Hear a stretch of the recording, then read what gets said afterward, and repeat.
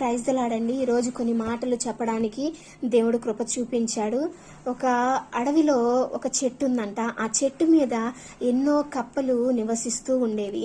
అయితే ఒకరోజు ఆ కప్పలన్నీ కలిసి వేరే ప్రాంతానికి వెళ్ళాలి అనుకొని అక్కడికి ఎగురుకుంటూ వెళ్తూ ఉన్నప్పుడు ఒక 2 కప్పలు మాత్రం జారి ఒక పెద్ద గుంటలో పడిపోయాయండి.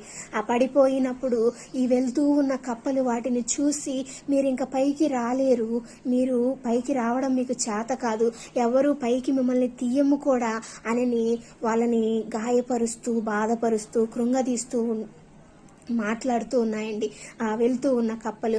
అయితే ఒక కప్ప మాత్రం, అయ్యో నేను ఇంకిక్కడ చావలసిందేనా, నేను నిజమే ఇంత లోతైన గుంటలో పడిపోయాను, నేను పైకి వెళ్ళలేను అని అది భయపడి అక్కడే ఏడుస్తూ చనిపోయింది. అక్కడే తన ప్రాణాలు విడిచింది. కానీ మరొక కప్ప మాత్రం ఎగురుతూనే ఉంది. ప్రయత్నించి పైకి ఎక్కిందండి. గుంటలో నుండి పైకి ఎక్కిన తర్వాత ఆ పక్కనున్న కప్పలు ఏమంటున్నాయంటే, నువ్వు పైకి ఎలా రాయగలిగావు, ఇది నీకు ఎలా సాధ్యమైంది, నువ్వు ఎలా వచ్చావు, మేము అంటున్న మాటలు నీకు వినపడలేదా, మా మాటలకు పక్కనున్న నీ స్నేహితుడు చనిపోయాడు కదా, నువ్వు మాత్రం ఎలా పైకి వచ్చావు అని అన్నప్పుడు ఆ కప్ప ఏమనిందంటే, మీరేమంటున్నారో నాకు అర్థం కావట్లేదండి, ఎందుకంటే నాకు చెవులు వినపడవు, మీ మాటలు నాకు వినపడట్లేదు, నాకు అర్థం కావట్లేదు అని తను వెళ్ళవలసిన బాటలో తన మార్గానికి తను వెళ్ళింది.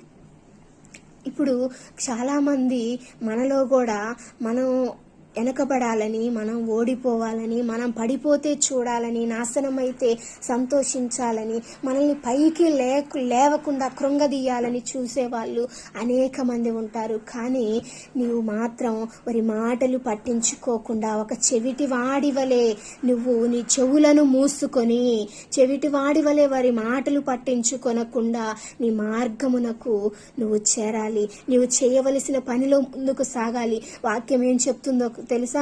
1 యోహాను 4:4 ఏమని ఉన్నదంటే, నీలో ఉన్నవాడు లోకములో ఉన్నవాని కంటే గొప్పవాడు అని.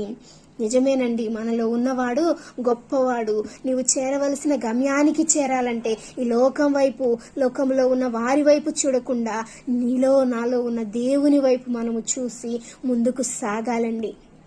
దావీదు చిన్నవాడే అయినప్పటికీ తను గొలియాతును చంపడానికి బయలుదేరినప్పుడు తన అన్నలు అంటున్నారు, అయ్యో నా తమ్ముడా, నువ్వు అతన్ని జయించలేవు, నువ్వు చిన్నవాడివి, నువ్వు యువతలకి వచ్చేయి, వాడిని నువ్వు చంపేస్తాడు అంటున్నప్పుడు దావీదేమన్నాడు, యుద్ధము యెహోవాదే అని ఒకే ఒక్క రాయితో గొలియాతును చంపగలిగాడు. దావీదు ఎలా చంపగలిగాడంటే, దేవుడి మీద విశ్వాసం ఉంచి, లోకములో ఉన్నవాని కంటే నా దేవుడు గొప్పవాడు, నా దేవుడు నాకు సహాయము చేయగలిగిన వాడు అనే విశ్వాసము చేత, నమ్మకము చేత ఆయన యుద్ధములో జయాన్ని పొందాడు. ఇశ్రాయేలీలను గడగడలాడిస్తున్న గొలియాతును ఒక్క రాయితో, ఒకే ఒక్క దెబ్బతో చంపగలిగాడు. దేవుని వైపు చూశాడు కాబట్టి అది సాధ్యమైంది దావీదుకి. ఈరోజు నువ్వు కూడా, నేను కూడా దేవుని వైపు చూడాలి. మనుషుల వైపు చూసినట్లయితే మనం అక్కడే ఉంటాం, అక్కడే పడిపోతాం, అక్కడే కృంగిపోతాం, మరణిస్తాం, మన ప్రాణాలను విడుస్తాం. మన గమ్యానికి మనము చేరాలి అంటే దేవుని వైపు చూడాలి. నాలో ఉన్న దేవుడు లోకములో ఉన్నవాని కంటే గొప్పవాడు అని నీవు దేవుని వైపు ఎప్పుడైతే ముందుకు సాగుతావో, దేవుని వైపు చూస్తావో, దేవుడు నీకు తోడుగా ఉండి నీ మార్గానికి నిన్ను చేరుస్తాడు. Praise the Lord. God bless you all. ఈ మాటలు దేవుడు దీవించును గాక.